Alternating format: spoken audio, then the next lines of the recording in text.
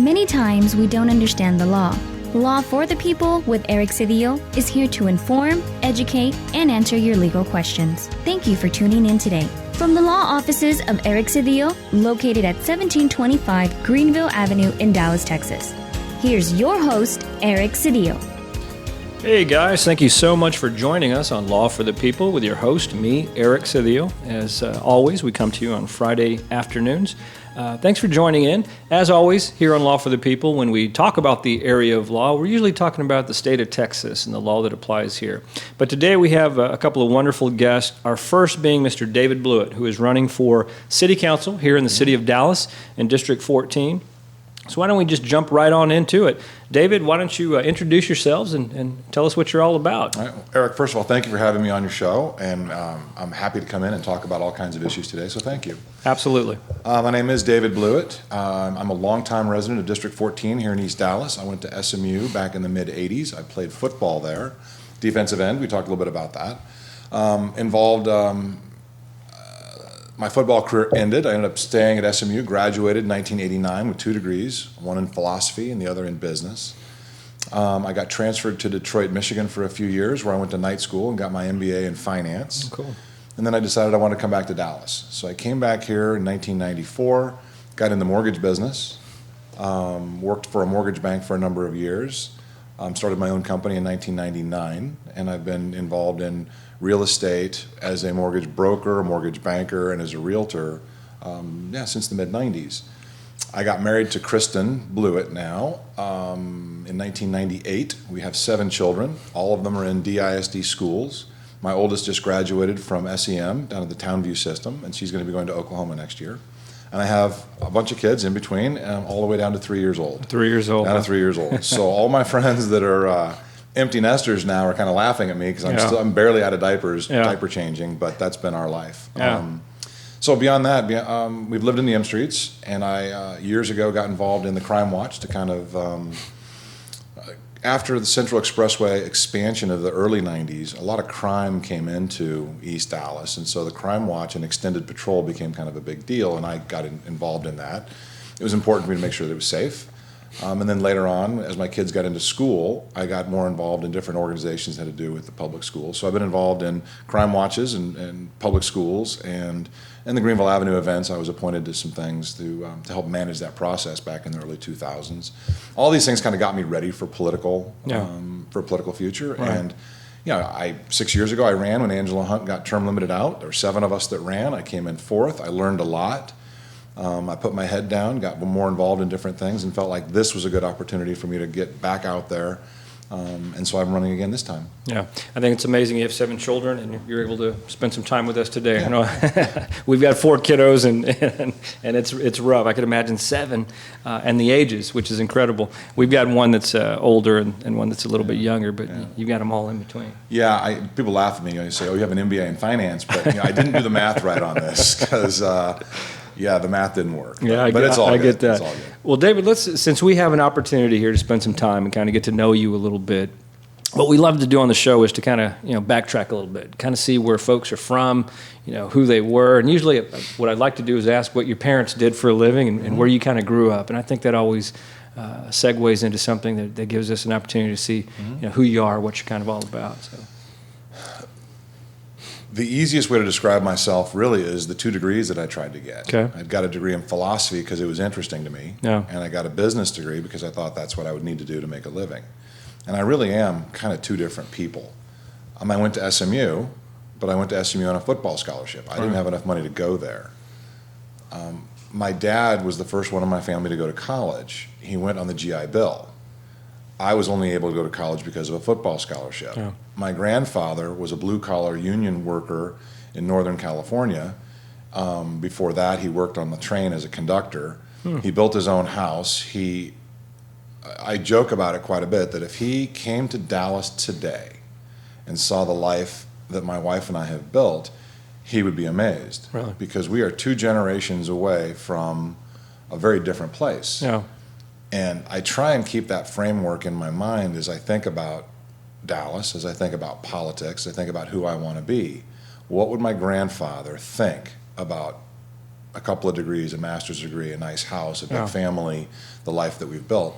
And then I look at other people who are really still in the same situation that he is, without having the opportunity to go to college, blue collar, working hard for every nickel.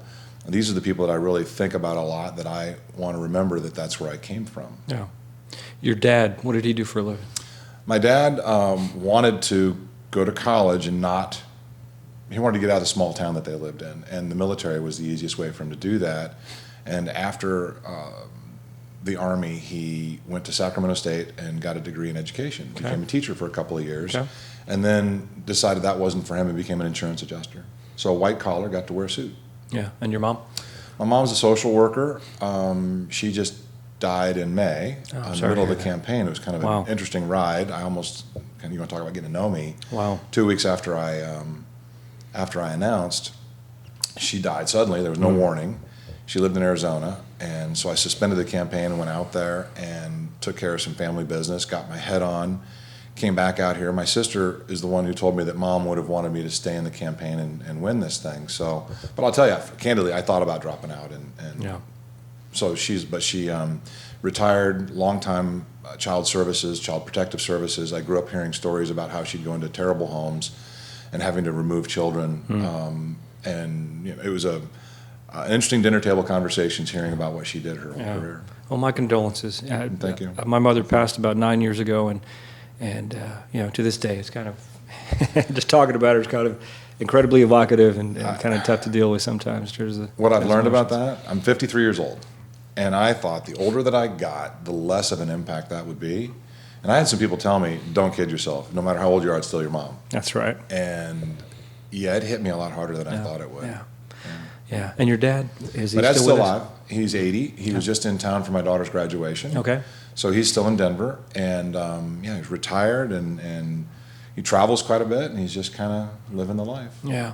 In a few minutes, I'd like to talk about that interplay between the school district, DISD, and what maybe the responsibilities the city might have and city council. Before we get there, if you feel 7 kiddos, one oldest just graduated from Townview, which is wonderful. My daughter graduated from TAG Townview a few years back. Sure. Tell us about that in terms of they're all in public schools here in DISD? Well, I say that because it's an easier answer, but my 3-year-old obviously isn't there yet, but he will be. So I just say they're all in DISD because they will be. We bought our house in the M Streets in 99. We had our first kid in 01. And it was easy having a little kid over there. And then we get to age 3, 4, 5, and you're having to make decisions on schools. Yeah. And DISD schools were good, but let's be clear, they have improved quite a bit in the last 10 or 15 years. Back then, it was still not a done deal. And a lot of our younger friends who were neighbors who also had kids about the same time, a lot of them moved to the Park Cities, moved to suburbs. A lot of went to private school. My wife grew up in Cincinnati. Both of her parents are career teachers in the inner city Cincinnati public school system. Okay. She was a product of that as well. Got an IB degree, International Baccalaureate degree, at a school very similar to Withrow. It's called Withrow, very similar to Woodrow Wilson. Okay. So her perspective was, we can make the public schools work, we're going to try it, and I agreed to try it. I wasn't sure. I grew up in Denver, but I grew up in a suburb of Denver and wasn't really as familiar with the urban, big public school system like she was. Right. So we tried it, and what we found was the schools were great, the teachers were great, the administration was great. All the different kids and influences that came into the school was nothing but positive. And so we tried it in kindergarten and second and third. And third grade is when a lot of people then kind of made the break as you kind of figure out if you're going to stick it out or you're going to go somewhere else. So the first thing is, where are you going to go to school? The second thing is, after third grade, are you going to stay? Right. We were having such a great experience with it, we stayed. And then we just kind of tracked all of them behind the first one because we understood the system. And DISD at that same time, you mentioned your daughter going to TAG. What DISD made the decision on, say, a decade or so ago, was to give some of us options for kids who want to try different things. I mentioned the IB program. So a lot of schools now have the IB program here in Dallas, and the magnet schools for middle and high school were an attractive option as well. And so My kids kind of tracked that way and gave us options and gave us flexibility. And the DISD experience has been great. Yeah. A lot of people don't realize that when they talk about DISD over the last few years. They've just really become a model, I think, for the state. And I think the state of Texas is kind of recognizing that, seeing where we are. However, I think last couple of terms, I think the mayor tried to assist the city council in becoming more involved in DISD. Right. For me, I think that's very important. There's so many issues that kind of come together. We talk about our high, child poverty rate here in the city of Dallas, and in all honesty, we're talking about DISD is mainly, I think, 93, 94% faces of color.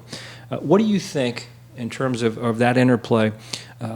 What the city's responsibility as a city council person, if any, to DISD, because people may not realize this, but they're two incredibly separate entities in terms of how they put things together, their budgeting and everything else. I don't know that we've ever had a real strong effort on the city council to kind of create either a czar or some other opportunity to kind of work with DISD. Any thoughts on that? Yeah, quite a few. Okay. 6 years ago I ran, and I talked, because it was a concern of mine also, that I wanted more younger families having the same experiences that we did. Right. And I was very concerned that the young families who would leave as soon as they hit third grade, let's say, that it would be damaging to the city of Dallas, that we needed to, and city council, really embrace DISD getting better, because really if you're going to stay here and build your life, you got to have, the city has to provide public safety, they have to provide infrastructure, roads that work, right, fixing the potholes, these are things we agree on, quality of life issues that are important. But you simply have to give people good public school options to be able to build their families here. So I started talking about it 6 years ago. And I was hit pretty hard on it because I was told there's a separation, Dallas Independent School District. A number of times I was told it's independent, it's independent, it's independent. And I kept pushing back saying, guys, if you don't have a good school, you can't have a good neighborhood. And if you don't have a good neighborhood, you can't have a good city. These things all feed into each other. Right. So I am actually more enthusiastic about more politicians now, more city council people, the mayor, whomever, talking about the importance of public schools, because it is independent, but it's critical that it works. Right. So what's the role? The role of city government is to ensure safe access to the schools, and that means lit, well-marked crosswalks so that kids can walk to and from schools. It means anything that has to do with security and safety that comes from us. It's not just DISD has their own police force, but we have to ensure that our children are protected, whether they're at the parks or at the schools. So that's a city function. But something else you touch on is if you're fortunate enough and you have the responsibility of being an elected official, you get a platform. And the platform means you get to raise your hand and you get to jump up and down and point out things that are important. And so I think that it's incredibly important for us to point out that school, as a public official, that public schools work, that you should try it, and encourage parents to get involved, encourage people to put their kids in the schools, and also encourage people who don't have kids that your neighborhood school is important and you can volunteer too. And we see that at a lot of our school. There are a lot of there are a lot of adults who are engaged who don't have kids at the schools because they recognize how important it is. That's the role you can do. You can be a cheerleader for DISD because we need more of our families, more of our kids going to our public schools. I don't want to be critical of the private schools, they serve a function, but we pay a lot of property taxes for our public schools. We need to use them. Yeah, no doubt. You mentioned, and I didn't know this, quite honestly, your interest a few years back in terms of that interplay between DISD and City Council. What are some other big ticket issues for you on the City Council? What are the things that you kind of want to jump into if you do, in fact, get elected? I mentioned the 3.5 bullet point items that we always talk about, public safety, infrastructure, quality of life, and then the half, I say, is public education, because it's not truly under our control. But public safety is number one, and we're seeing that more and more. It's not a budgetary thing when we're down 800 officers or 1,000 officers. I mean, that's a statistic. The real issue is we don't have a show of force in areas that we need to have a show of force because we're light on manpower. And because of that, we're now seeing things downtown. We're seeing aggressive panhandling. We're seeing a lot more property crime on the east side of the district, and not so much violence on the east side, but truthfully, if we don't get ahead of this, we're going to start seeing that too. And you are seeing a lot more violence over in Oak Lawn area and on the west side of the district. The easiest stat that we can talk about is the number of murders that we had in May. Now, that's not a direct result of manpower, but it's sure an indirect result because we just don't have the manpower. And so public safety is the primary responsibility of city government. And that means code enforcement, it means police officers, fire, it means everything that we're paying for. Yeah. So those are things that I'm going to be focused on. I think that my rival has taken his eye off the ball. I think he's interested in things that are what I would say interesting. Some of them are even important, but they're not critical. And I think that when I talk to people in our district, they want to feel safe. Yeah. And that's the primary thing that I'll be focused on. Yeah.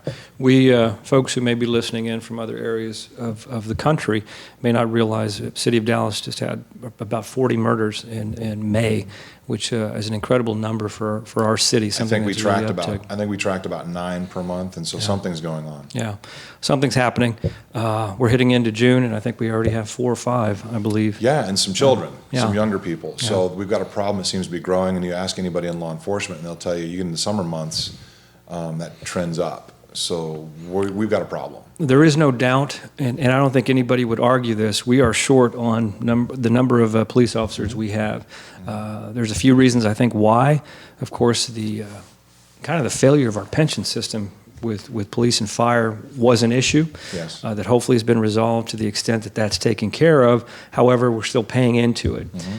Budget-wise, why don't we have more officers? Why aren't we bringing more officers in? Why are we not attracting more officers? And since everybody knows that's an issue, what do you think the issue is with respect to that, and how do we address it? A lot of these issues, a lot of these aspects of this issue are a national phenomenon. We're having trouble hiring officers in a lot of major markets. So this is not something that's just a Dallas problem. But because we have so many cities around us that don't have an academy, that need officers too, they're growing, Frisco, Plano, pick your city, they're raiding our officer corps, and we've given them an opening. We've given them an opening, like you mentioned on the pension. You talk officers that are 10 or 15 years in, and they're nervous about these things, and then they're young enough that they can still put in their time in a different force. So, and the older officers are very concerned about this because they know that the culture of Dallas, the Dallas police force has a great culture for a big city. I've lived in a lot of big cities, and Dallas is blessed to have the culture that we do. And so you have the older officers who are terming out or they're retiring. You've got the younger officers coming through the academy that don't have the culture yet, and then you have the middle tier officers that you need to rely on to kind of maintain that culture that are being raided. The pension is a big thing, but I do not want to get into an arms race. And some of my rival and others talk about we've got to just pay them more and more and more. And I won't make a lot of friends, I suppose, with the first responders, but I don't want to get into that arms race. I think the pension is more important than the actual salary, but I do want them paid in a comparable way. I just don't want to see it become, I'll use the term arms race again. But when I talk to different officers, what they really want, they want to know that we have their backs.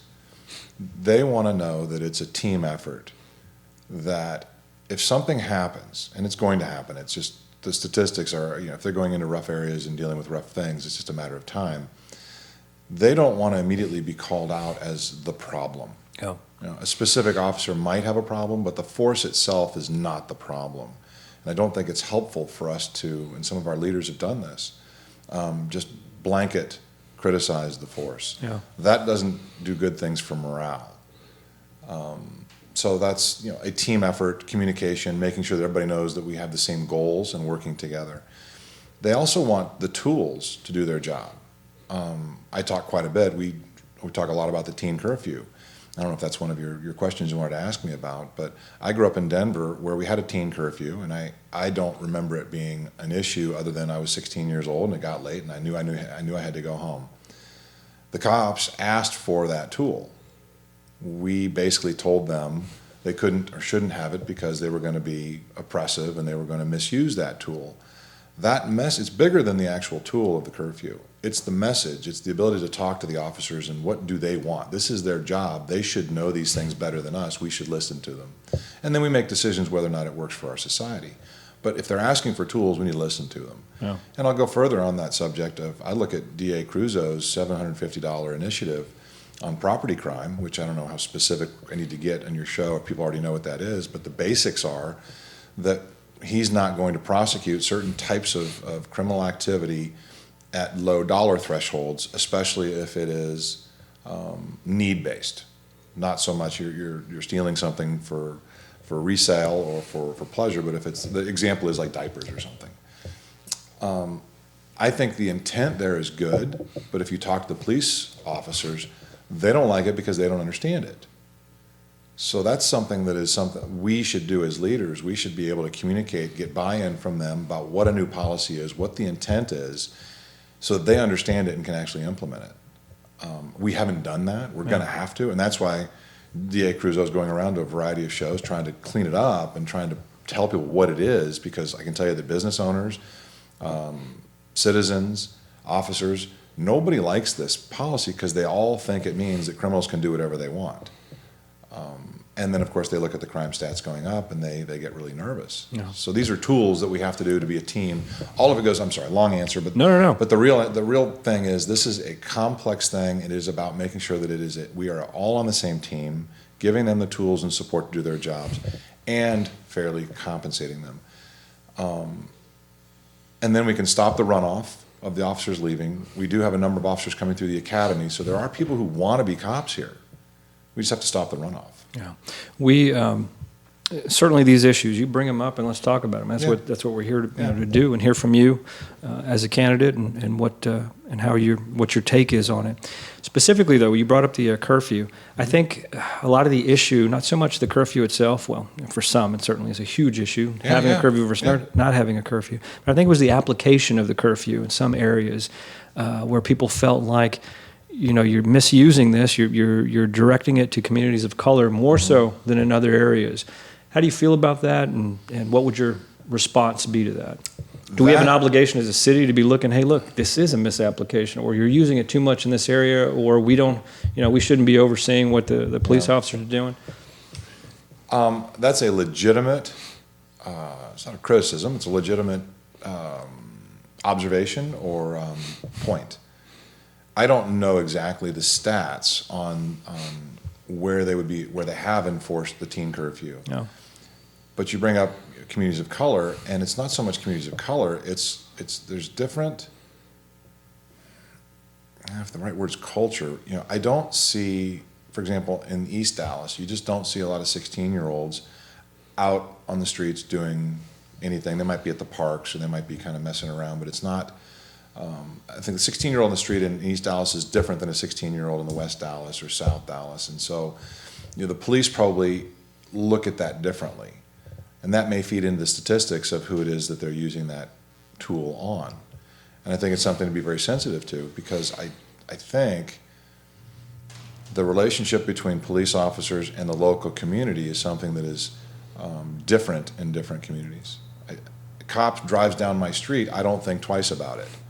A cop drives down your street, maybe you see it a little bit differently, and we need to be aware of that perception. Yeah. And the teen curfew might be one of those things.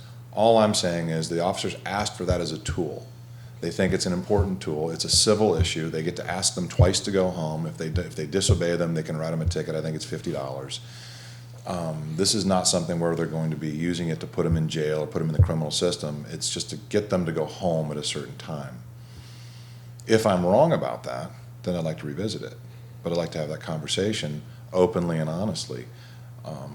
And yes, certain communities, we need to be aware of what their perceptions are of this. Yeah, and there's no doubt, over the last few years, we've had certainly a national issue, a recognition that, you're absolutely right. I know a lot of Dallas police officers, and as a group, just wonderful folks across the board. There are some folks some police officers who can be bad apples, in all honesty, and just in any force that's kind of out there. What it is. Absolutely. And it's a situation where here in the city of Dallas, historically, we'd had a relatively good relationship, I think, with with our police officers. And then, lots of stuff started happening around the country, and we started looking at things a little bit differently. Certainly, the police shootings a couple of years back was incredibly hurtful, harmful to our city. I think we're still paying the price in the police force, too. What do you think the responsibility of a city council person is to develop that relationship? And do you think the chief is doing a good job in terms of upkeep on morale, or is that something you kind of want to look at and visit in terms of our relationship with the DPD? I would like to hold off on answering on Chief Hall until after I win on Saturday, and when my responsibilities change a little bit. So I won't comment on her other than I'm disappointed in our reaction to the recent murders and our readiness. We should have seen these things. These stats didn't just come this week. They've been building. So I'm disappointed in that. Anything in particular? What specifically did we not anticipate or kind of do that? I joke about that it's a math problem. We didn't have 41 murders on the 31st of May. Right. I mean, if we've been trending at 9, we certainly had more than 9 in the first week of May. That's a problem. And I think that we should have seen, and then by that, murder's the easy one, right? Because you can see that number clearly. It's not a measuring statistic; it's a real number. But other violent crime have been coming up year to date. I mean, through May, violent crime was up 27%. That didn't just happen in May. This has been coming, and beyond that, as soon as we knew the officers were down 800 or 1,000, again, I'm not a law enforcement professional, but I understand when you're down 30% of the number of officers, then you're going to have a knock-on effect of something. And my guess is it's going to be rising crime. Yeah. The best way that I could, beyond the actual numbers, when I was involved in the M Street's Crime Watch, there's a guy who lived in the neighborhood. His name is Joe Chatham. He's a motorcycle cop. He lived in the neighborhood, and he ran our extended patrol, and I got to know him pretty well. His kids went to the old Stonewall Jackson Elementary, which is now called Mockingbird. And he did it on his own initiative. First day of school, he would ride his motorcycle in uniform. Yeah, Joe. You know Joe? Know of him, certainly. Okay, he would ride his motorcycle over to the school in uniform, park the motorcycle out there, and encourage all the kids to get on the motorcycle and pretend like they were riding it and interact with him. And so you had all these kids from all kinds of backgrounds who their first real interaction with a police officer was a cool officer on a motorcycle. Yeah. That kind of community outreach, I think, makes a big difference when that kid turns 8, 10, 12 years old. Totally agree, yeah. I would like to see a lot more of that. Get the officers up close and personal with the kids all over the city. I love that idea. Yeah. Take the fear out of these guys away. Get to know them. They're real people. They care. Right. I mean, and another example of that would be St. Patrick's Day on Greenville Avenue. So I said I was involved in that. So I was appointed by City Council to represent the M Streets back in the early 2000s when they wanted to shut the parade and the events down because it was totally out of control. And I don't know if your listeners know what Dallas does on St. Patrick's Day, but we have a historical parade that ended on Lower Greenville, the street over here, and it ended up in a street party that got out of control. People would be drunk in the streets, and the officers got upset about it because they'd end up blocking off the street, diverting traffic. It was unsafe. If there was a fire, the fire department couldn't get in, and so the city wanted to shut the whole event down. We went into a room, 6 neighborhoods, the cops, the firemen, city officials, and we fought, and the bar and restaurant owners, and we fought for a few months about whether or not we were going to continue this event, and we hammered out a deal. And the deal was a fenced-in party under a permit. I think it was 12 to 6. They had one-sided parking in the neighborhoods to protect the neighborhoods so the police and fire could get in and out. We had trash cans strategically placed all throughout that the bars would pay for. We had extra officers that they agreed to pay for. So we were able to create an event that the neighborhood had buy-in, the city had buy-in, the police had buy-in, and it worked. So here we are 15 years later. They're still using the same permit that we hammered out. It's been tweaked a little bit. But I was at the St. Patrick's Day events this year, and it's completely out of control. I mean, there's 140,000 people. It is all over the place. Yeah. And quite frankly, we didn't have enough officers. We had a lot of volunteer. I talked to a number of them. 30-odd volunteer reserve officers were there just as a show of force. And the biggest portion of the party was outside the permitted party. And I looked at all the kids having a good time and all the officers having a good time, and they were taking selfies with each other. It was a great environment. There was no violence. The cops were interacting with the partygoers and back and forth. And I think that's another example of, it's a positive thing, that the police are real people just like us. Yeah. We need to do more of that too. Yeah. So we talk about stepping on toes and crossing and doing. Certainly the city council, responsible for running government and other things. How do you think the chief might take that? Hey, we need more of this. We need to have more programs like that.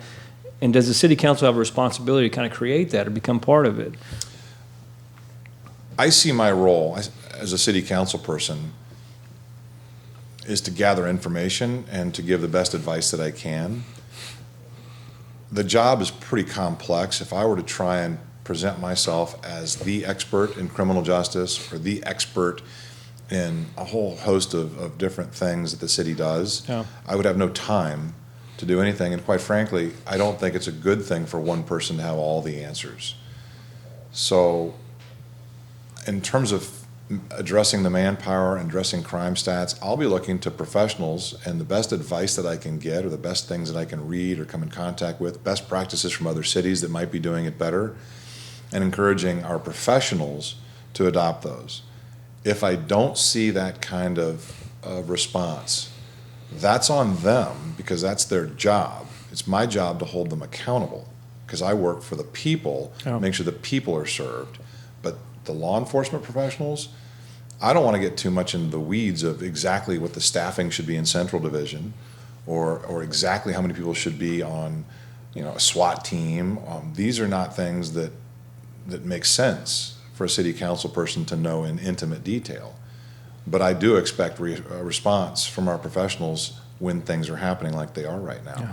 Well, as a citizen and somebody who's got an unadulterated look at how things, we need more police officers. We need more police officers, and I think we need a better engagement between our DPD and the citizenry. I think it's commonsensical to the extent that you show kids that the police can be very good people and somebody you can turn to. I think that's a wonderful concept and a wonderful thing. My two daughters went to Stonewall when it was Stonewall, and I was actually a break dancer in the early '80s. Oh, really?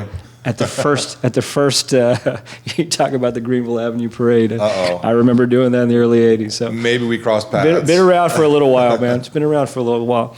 Okay, the additional one here in the city of Dallas, the pothole situation has become incredibly unbearable. My goodness, we're right here on Greenville Avenue right now, but you go down a couple of streets over on Henderson, and I don't know what the heck's going on over there, but I stopped driving that street because of the potholes that were going on. Where is that? And everything has to do with the budget. I understand that. We put in a certain amount of monies in terms of how many police officers we bring on, how we deal with, streets and other things. We've had some bond monies that have been, specifically earmarked, and it doesn't seem like we've spent as much as we could have. What is the holdup? What can we do better? And how does that, what are you kind of looking at in terms of making something happen when you come on the council? My daughter broke a rim for the first time. She's 18, so I guess I'm lucky she hasn't been driving that long. And I know to avoid potholes, you probably do too, because we've been driving for a while. But the roads are bad, and if you mistime something, then you're going to hit a pretty bad one, and we have a big issue with this. The bond money you bring up, we have funded quite a bit of money for road improvement. It is, unfortunately, because we haven't been paying attention to it for years, we have a lot of work to do to catch up. And it's not just in East Dallas. I mean, if you get into other parts of Dallas, the sad thing is our roads are pretty good compared to other parts of Dallas. I mean, it's terrible when you get to West Dallas and South Dallas. And so we have a massive city problem where we haven't paid attention to our infrastructure, and it's traffic lights, and it's these roads that are they've been ignored for years. Then you get to accountability. The road, like Henderson, I'll go back to just Henderson. They've patched it, and patched it, and patched it poorly. Right. And I don't understand why we don't have better accountability for if you're going to patch it. Who are we contracting with? Patch it right. And I joke about it. It's not just that they patch it right. It's if you had something break at your house, if you had a plumber that came to fix something, or even a landscaper, I don't care what it is, you get either an express or an implied warranty. And the warranty is if they don't do it right, they got to come back out and fix it. And I would like to see that kind of accountability for fixing our roads. If there's a pothole that's been called in, it needs to be fixed. It needs to be fixed right. If it washes out 30 days later because they did it poorly, it needs to be first on the list to go back out, and that is their job to fix it the right way and for it to be durable for at least 6 months, let's say. Right. We're not doing that. I don't understand that. It's something I'm going to figure out why. In all honesty, I think it's intentional. I think these folks are doing this so that you have to go back and fix it up. And if you make it on the city council, I'm going to check in with you, David, and say, hey, what's going on with this? Because we do have the money, but a lot of it is, like I said, it's legacy, and it's we're now having to spend a ton of money to fix problems that we ignored for years. Right. Okay. Any other issues? We're kind of running a little short on time in terms of what's there. We've kind of covered your major platform and submission. Mm-hmm. Anything else you want to throw in terms of what's important to you once you make it on the city council? The biggest thing, I have a history of being a mortgage broker, mortgage banker, real estate finance, and I talked about being a young family buying my first house in the M Streets, and when I'm out talking all over District 14, the term gentrification or housing affordability comes up over and over again. You know, there are few tools that a city council person can do to make houses more affordable. But one thing we can do is to encourage more supply. We're going to need to build more houses, more townhomes, duplexes, because we have so many people moving here, and they all want to stay. We need to give them the options to be able to stay here and build their lives, and that means more supply of the housing that they can afford. Hey guys, thank you so much for rejoining us. We just had a slight technical difficulty, but thanks for coming back. We're finishing up with our first guest. Mr. David Blewett is running for District Council on number 14. David, just kind of finalize and follow up and end this part of the show. Tell us a little bit about when Election Day is and any final parting words you want to share with us. Well, first of all, I'd say thank you for having me in. It's been a good conversation. Yeah. We talked about things that are important for the city of Dallas and for District 14. The election is tomorrow. It's Saturday, June 8th. We've had good turnout for early voting, which ended last Tuesday.